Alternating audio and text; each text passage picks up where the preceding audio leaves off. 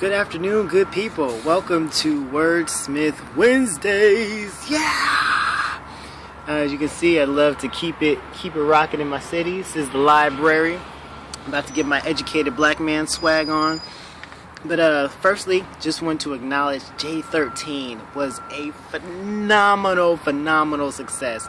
From the people that came, like the talent started at Epic and just went up and skyrocketed from there.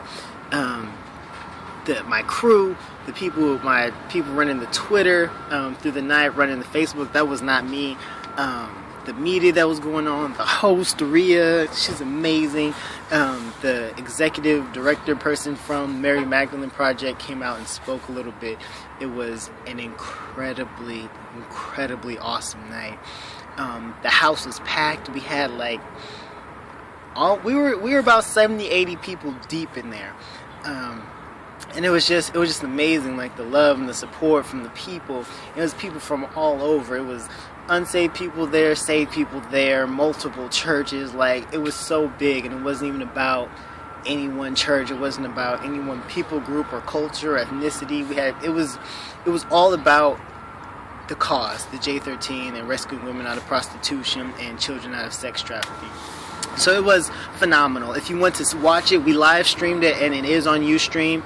At my Ustream name is TVOS Wordsmith, one word. So TVOS Wordsmith, or TiVo Swordsmith, whatever.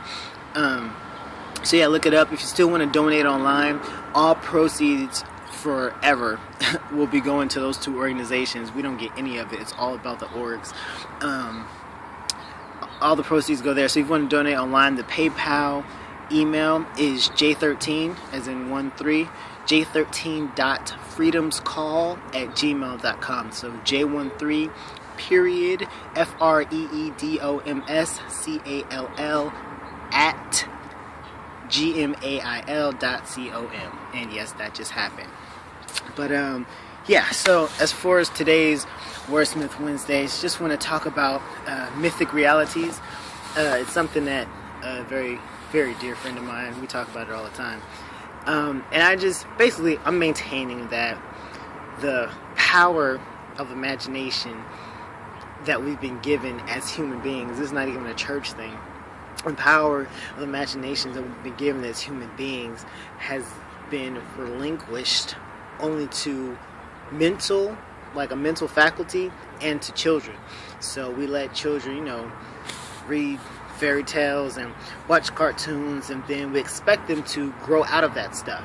And the mark of maturity, as weird as it is, the mark of maturity in society today is how dead your imagination is.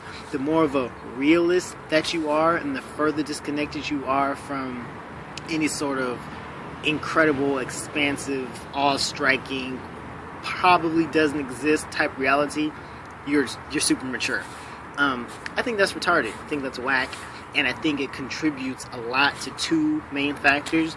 One is the deadness in creativity. Everything is a remix or a redo or a remake or a do-over. The creativity is all but dead. In a coma, lobotomized, trying to get a heart transplant. There's no one to give heart to creativity. How about that?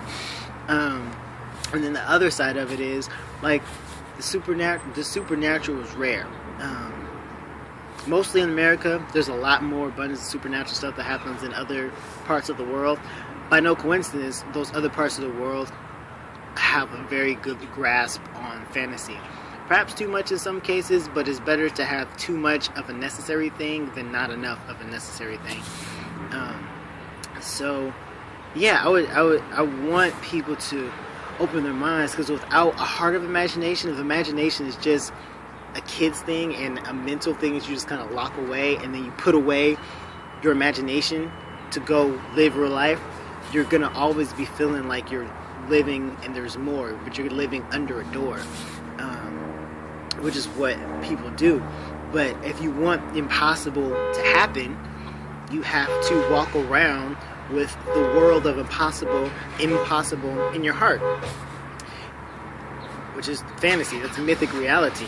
We need the Disney, the Lord of the Rings, the Star Wars, the imaginations, little kids who pick up rocks and they become rocket ships, or me and my friends, when Pokemon was hot, we bought the plastic little Pokeballs and we would sling them across the room, pretend the Pokemon were jumping out when we would battle. Like, it was always inventions of the imagination. I'm not saying invent realities or become skits or anything. I'm saying allow your mind to live in the realm of the impossible and allow your heart to live there. Be practical, do what you got to do, work, do your job, maintain your relationships. That's normal. That's just life. There's nothing about what I'm saying draws away from that. Regardless, you have to do life. So do life.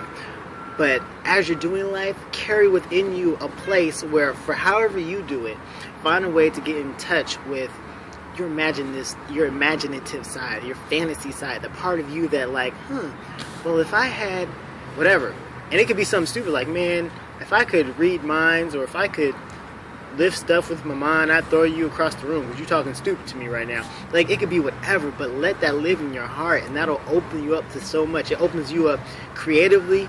It opens you up spiritually. A lot of people miss out on experiencing God simply because they refuse to have that impossible part of their heart unlocked.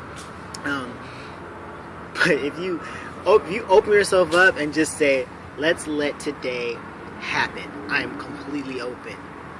It'll blow your mind. The stuff that you'll come up with, think about deaf people, blind people coming up with symphonies. That has to be imaginative, fantasy, imaginative power living in your heart. Not just your mind, but in your heart. And God himself will blow your mind. You're like, all right, God, I don't really know if I believe in you. I don't really know anything, really. I don't care what I do know. I lay down everything that I do know.